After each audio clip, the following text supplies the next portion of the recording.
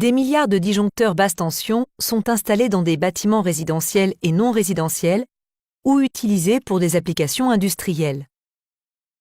Pour permettre les courants d'appel typiques des appareils, le disjoncteur basse tension doit rester stable pendant une surcharge faible de courte durée.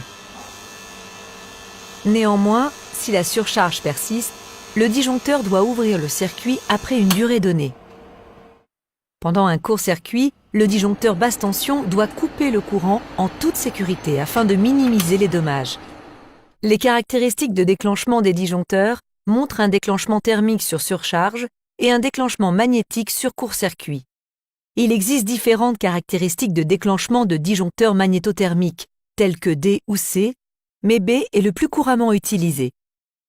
Par exemple, une valeur nominale B1 indique que le disjoncteur déclenchera instantanément sur des courants entre 3 et 5 fois la valeur du courant nominal, qui est de 1 ampère. À l'intérieur d'un disjoncteur magnétothermique, le chemin pris par le courant dans les contacts fermés est visible, tout comme les composants de déclenchement. Plus l'amplitude de la surintensité est élevée, plus le disjoncteur doit déclencher rapidement. C'est possible grâce à un bilame fait de deux métaux différents, chauffés par la circulation de courant.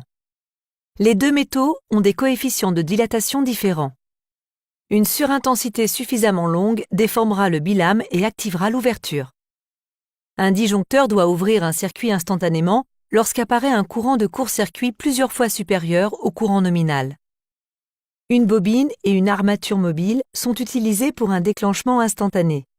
Un court-circuit crée un champ magnétique instantané qui déplace l'armature et ouvre le disjoncteur.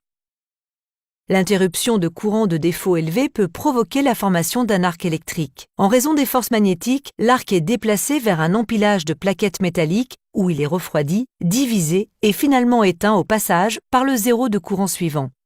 En dépit de sa petite taille, un disjoncteur magnétothermique dispose d'une conception relativement élaborée, composée de deux mécanismes de déclenchement séparés pour les surcharges et les courts-circuits. La qualité des matériaux utilisés par les fabricants diffère largement.